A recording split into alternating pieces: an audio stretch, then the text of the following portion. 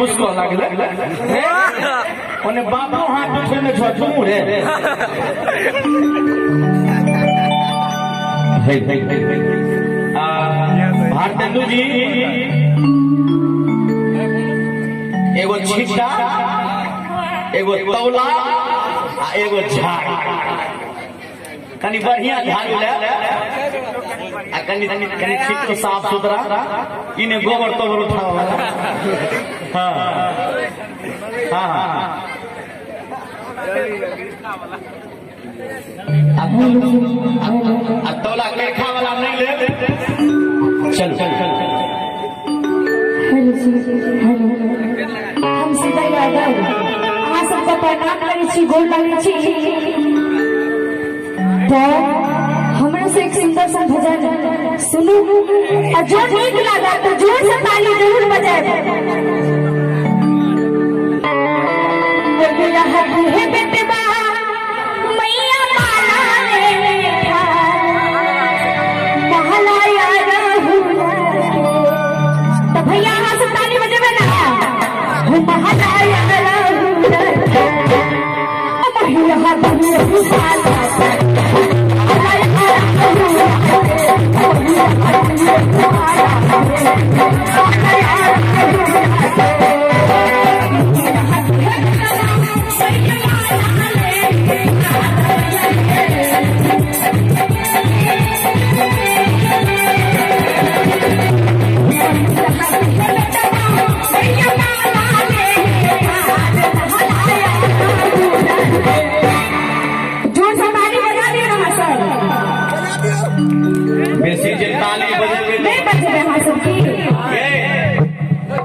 बेसी जे ताली बजेबे तो भाई को देखते ना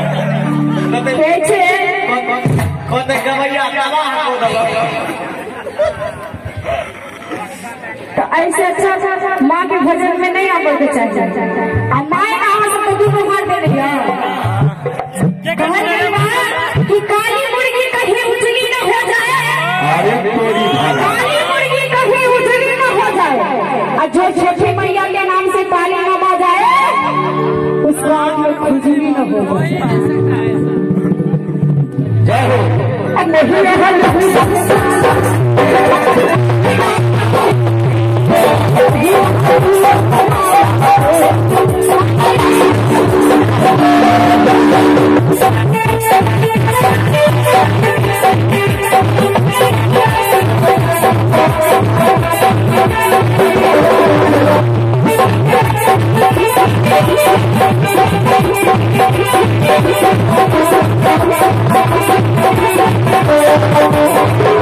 Thank you.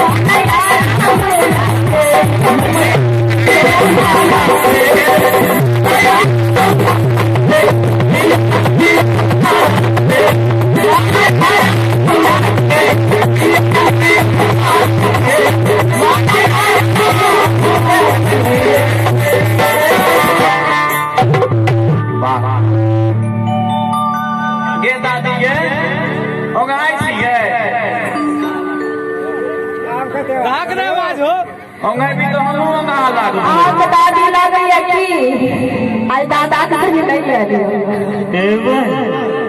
की कहलिए कहलो कि पहले कनी गुच्ची साफ कर लिया कान हमरा दिल काट देखिए नहीं तू हैं देखो किछि हो पूरी तरह सुझाइबो नहीं करे छे 2020 में लाव ले जो सामान कॉलो से लाव लगरा बढ़िया होई छिए ससाई देबो के रुक में आया थोड़ा छेड़ देबो की काल जहिना तोरा हरे लियो हां तहिना आई हरे वो सुन पहले गा पहले बोले बाबा टिकबार की जय एगो पत्नी अपना पति से कहत है का खीरो